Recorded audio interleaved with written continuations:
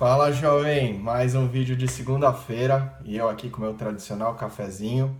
E como prometido, hoje eu vou falar para vocês um pouquinho mais sobre mais 5 dicas que você deve observar, o que você deve seguir na hora que você for escolher uma boa casa de repouso, tá bom? Eu vou fazer esse vídeo mais breve que eu conseguir, tá bom? Além dessas 10, das 5 anteriores, mais essas 5 dicas que eu vou dar hoje, ainda teriam muito mais, tá bom? Então você que ainda tem dúvida, entre em contato comigo lá pela minha página do eduardobonini.com.br e assim eu consigo falar pessoalmente com você ou te dar uma atenção um pouquinho mais individualizada, tá bom? Muito bom, pessoal. Então, dando continuidade sobre as 5 dicas, então aí vão mais 5 dicas para vocês. A primeira delas é: quando vocês forem conhecer o dono da casa de repouso, normalmente ele tá lá, tá bom? Eles deixam o responsável, vai fazer a visitação e tudo mais, mas o dono tá lá normalmente. E se não tiver, vale a pena esperar. Porque quando você for conversar com o dono, pergunte para ele se existe algum familiar dele dentro da casa de repouso, tá bom? Isso não é incomum, é mais comum do que as pessoas pensam. O dono da casa de repouso, de casa de repouso, obviamente, casas de repousos que são boas, tá bom? Que ele tem um familiar, um pai, a mãe, um avó, um avô, na casa de repouso internado, tá bom? Isso já é um bom indício que a casa tende a ser um pouquinho melhor, porque ele não vai colocar o parente dele em qualquer lugar, tá certo? Pode ser que tenha tratamento especial para um, para outro, pode, mas as chances com certeza são menores, tá bom? Então essa na verdade é a 6ª dica, a primeira de hoje e a 6ª continuando do vídeo anterior. Se você não viu o vídeo anterior, vai no meu canal doutoreduardobonini.com e entra lá no YouTube, ou entra lá no Dr. Eduardo Bonini normal, lá direto no YouTube e acessa, tá bom? Bacana? Muito bom. O próximo seria, quantas vezes o médico vai visitar os pacientes? Não sei se vocês sabem, mas existe pelo menos aí um número mínimo.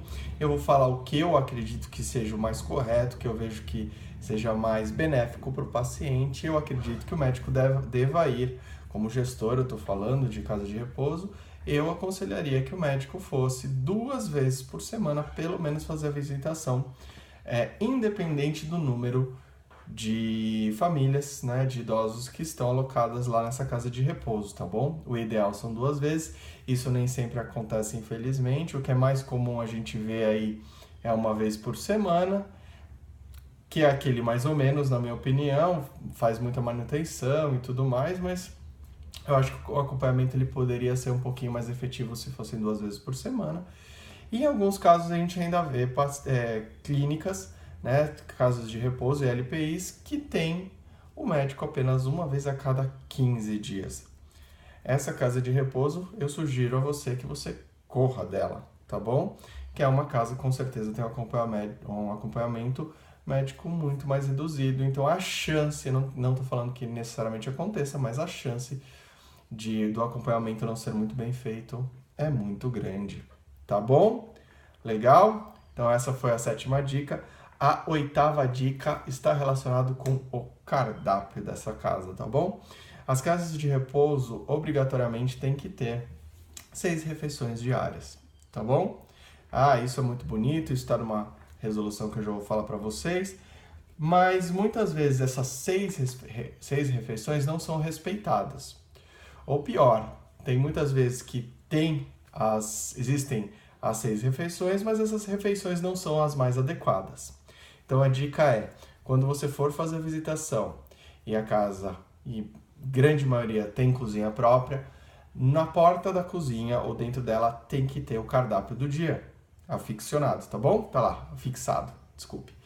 E então você olha lá e dá uma olhadinha, vê qual é esse cardápio, se esse cardápio realmente é um cardápio adequado para as usuárias da clínica, né, para os idosos que estão dentro da LPI, E o mais importante, se tem assinatura de uma nutricionista. Sim, casa de repouso tem que ter nutricionista responsável pela cozinha, tá bom? Então, essa foi a 8ª dica. A 9ª dica é o número de auxiliares de enfermagem por pacientes. Dependendo do grau de complexidade desse paciente, se ele é dependente, semi-dependente ou independente, o número de auxiliares também varia, tá bom? Isso é muito importante. Isso tá junto com a questão do cardápio e tudo mais, tá na RDC 283 de 2005. Se você tiver curiosidade, vai lá e dá uma olhadinha, lê essa RDC, não é uma RDC longa, tá bom? Mas dá uma checadinha e vê se tudo está de acordo. Obviamente que você, quando chegar na casa, não vai ter a capacidade de chegar lá e diagnosticar, ver se o paciente realmente é semi-dependente, ou ele é totalmente dependente, ou independente, parcialmente, enfim. Você não vai, mas você pode ter uma boa ideia de que e observar se tem auxiliares de enfermagem perto de pacientes que aparentemente são mais deficitários, né, que dependem um pouco mais e não tem esse grau de independência tão grande, tá bom? E a 10ª e última dica, que está aqui na minha lousa, é relacionado com a lavanderia, tá bom? A lavanderia, ela pode ser interna ou externa. Se vocês tiverem a oportunidade para pedir durante a visitação para que eles abram uns armários, isso é muito legal. Porque as roupas devem estar propriamente ditas, tem que ter os hampers direitinho, você tem que saber e pode perguntar, obviamente, o horário que a lavanderia passa para pegar as roupas e observem os nomes. Toda casa de repouso tem nome do paciente nas roupas, observem se os armários são de determinados pacientes e as roupas também são desses pacientes, tá bom? É muito comum acontecer uma troquinha aí de roupas, tá bom? Principalmente quando a lavanderia atrasa. Então fique esperto se todo mundo está usando a sua própria roupa. Tá legal? Bom, essas foram as 10 dicas relacionadas à casa de repouso. Eu tentei ser o mais rápido e o mais breve possível para vocês, tá bom? Se vocês tiverem alguma dúvida, entra lá no meu site eduardobonini.com.br, nos canais de YouTube Dr. Eduardo Bonini Nova Liderança, no Facebook, facebook.com/Nova Liderança ou no meu blog, o novaliderança.wordpress.com. Te vejo na próxima segunda com um novo vídeo. Até mais!